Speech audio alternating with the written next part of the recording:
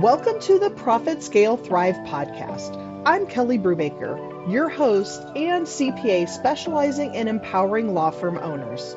Join us as we unlock the secrets to overflowing profits, scaled growth, and thriving lives. This is where overwhelm transforms into confidence, allowing you to truly enjoy both your law firm and your life. Welcome back to the podcast. Although I'm a CPA, I hate paying taxes and filing my tax returns just like everyone else. I didn't become a CPA to prepare tax returns, though. In fact, I've spent more time in my career fighting with the federal, state, and local tax agencies to fix tax problems for my clients than I have actually preparing tax returns. But every tax season, articles, blogs, and videos creep into my newsfeed that are what I consider to be inflammatory.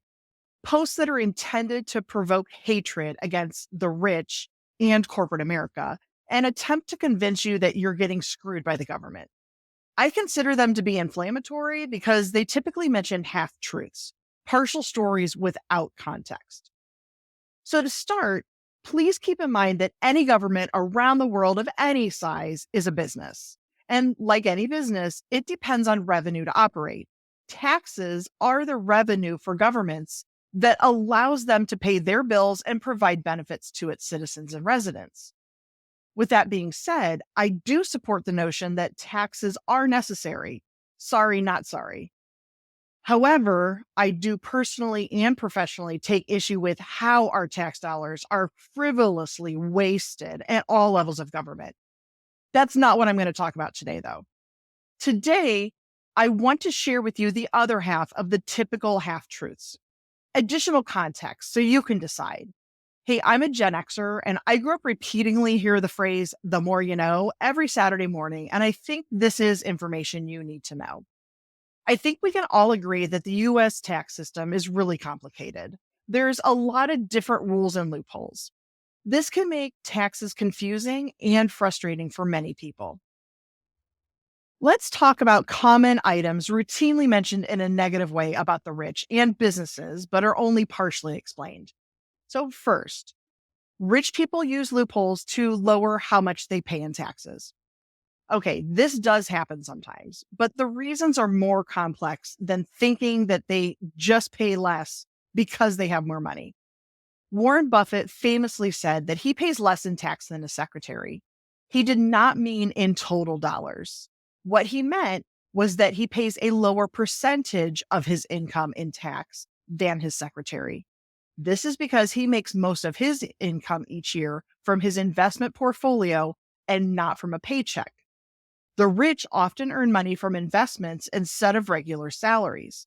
So they pay a lower capital gains tax rate on investment activities. The idea is to encourage people who have the means to invest in businesses, which helps the economy grow. I don't know of many investments other than CDs and bonds that have no risk. So shouldn't there be some reward for investing additional money you have? What about this one? Big companies like Amazon pay $0 in federal tax in certain years.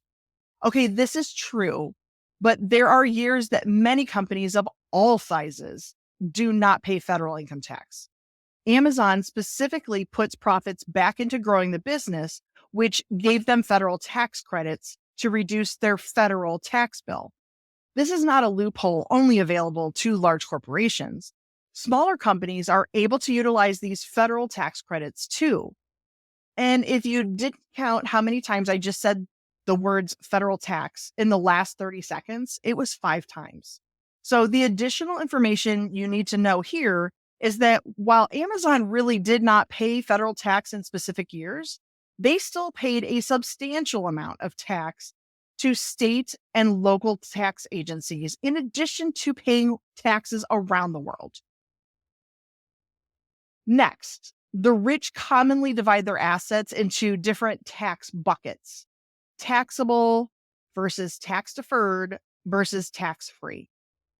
So this is true, but these strategies are available to all of us equally. And honestly, if you have a 401k, an IRA, or any type of retirement plan that allows you to save for your retirement, you're using one of these strategies. It's a tax deferment strategy.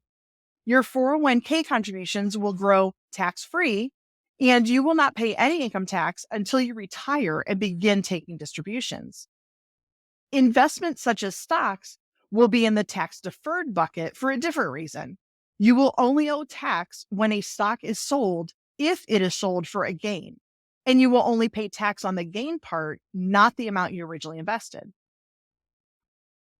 Okay, here's one more. What about tax breaks for owning real estate? Owning property like real estate does allow deductions for the rich. Again, they're the exact same tax deductions for real estate that are available to any one of us who has enough money to afford additional real estate. These deductions would include property tax, mortgage interest, and capital gains exemptions. Now, keep in mind that owning multiple homes also comes with expenses and risks for each of the properties. Even the wealthy use mortgages to purchase additional homes. There's property taxes, maintenance, and mortgage payments to be made. And they're the same whether it's a second property, a third property, as they are for your first. So here's something else I want to talk about. There's an important difference between tax avoidance and tax evasion. Avoidance uses legal loopholes, even if some people don't think it's totally ethical. Evasion is illegally not paying taxes you rightfully owe. One of these is punishable offense that can land you in jail. Being famous or rich won't keep you out of jail either. Just ask the following. Wesley Snipes. The actor served a 3-year sentence for failing to file tax returns from 1999 to 2001. He argued taxes were unconstitutional, but lost in court. Ask Richard Hatch. The first winner of Survivor failed to pay taxes on his $1 million prize and served 51 months in prison. Or we can ask Mike the Situation Sorrentino. The Jersey Shore star went to prison for 8 months for tax evasion. He was accused of hiding income and filing false returns. Or what about Darryl Strawberry? The baseball star served 3 months in prison for tax evasion and false statements to the IRS about made income. Or Joe Francis. The Girls Gone Wild founder did some time for underreporting over $20 million of income. He served 300 hours of community service and paid millions back in taxes. What about Fat Joe? The rapper got 4 months in prison for failing to file taxes on over $3 million in income. He had to pay back $718,000 in back taxes. Or Lauryn Hill. The singer served 3 months in prison for failing to pay taxes on about $1 million of income over several years. Or Heidi Fleiss. The Hollywood madam, famous for her prostitution ring, did 37 months in prison for tax evasion and money laundering. And lastly, Willie Nelson. The IRS seized the country singer's assets in 1990 to collect $16.7 million in unpaid taxes. He ended up making a deal to avoid prison by releasing an album that helped to pay off the balance of the tax debt. So let's talk about tax loopholes for a minute. Tax loopholes refer to provisions in the tax code that allow individuals and corporations to reduce their tax liability, sometimes in ways that policymakers did not originally intend. For example, the carried interest loophole allows private equity fund managers to claim a lower capital gains rate on their income rather than the higher ordinary income tax rate. The corporate offshore loophole allows companies to shift profits to subsidiaries in lower tax countries. These tax breaks enable people and businesses to pay less in taxes than the spirit of the tax code likely envisioned. Closing loopholes is often difficult because the beneficiaries hire lobbyists to convince policymakers to maintain them. However, with enough public pressure, targeted loopholes can still be eliminated. This requires compromise and gradual change over time to reform the tax code in a balanced way. So those who have followed me for a while know that I published my first book in July of 2023. I've had it on my bucket list to publish a book for well over a decade. And the book I ended up publishing is not the one I always thought it would be. My initial idea was to write a book called Tax Advice My Buddy Gave Me That Landed Me in Trouble. It would be a compilation of short stories about the many conversations I've personally had with clients and prospects over the years.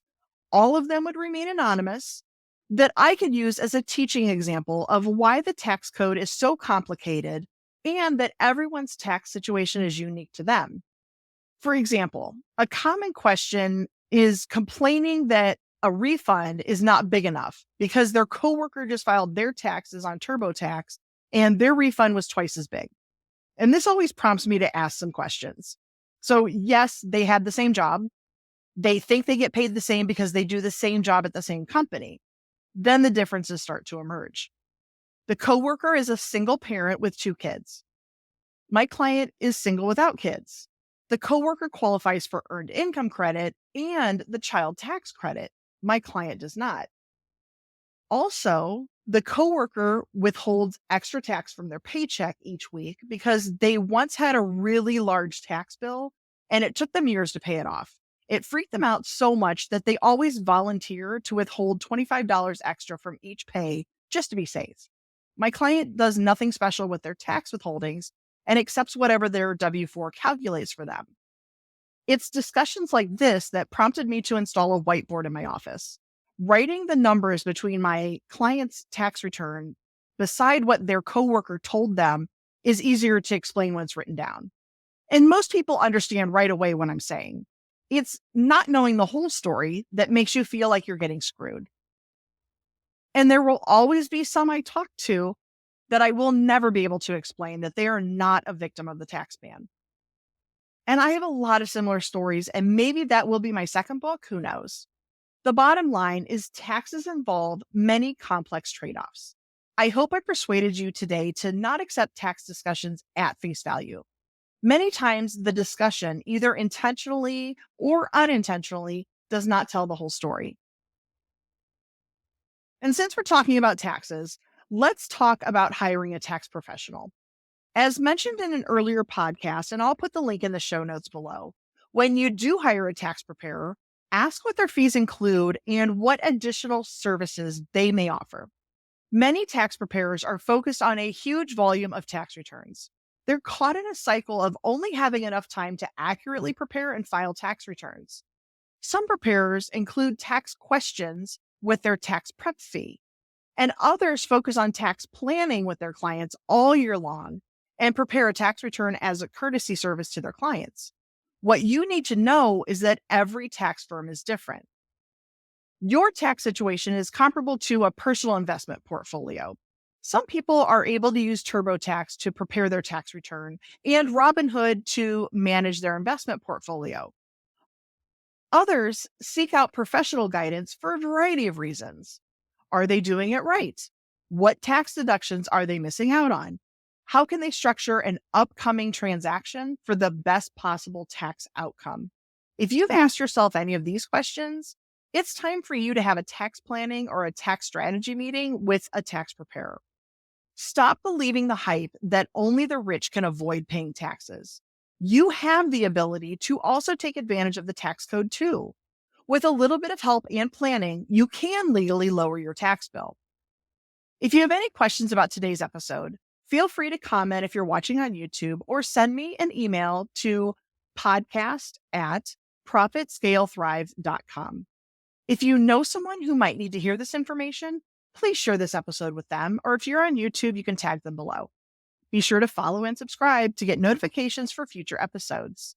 Did you enjoy this episode? Please consider leaving a review. And before I go, remember, profit is something you intentionally plan for in the beginning. It is not a potential bonus at the end of the year. Thanks and have an amazing day.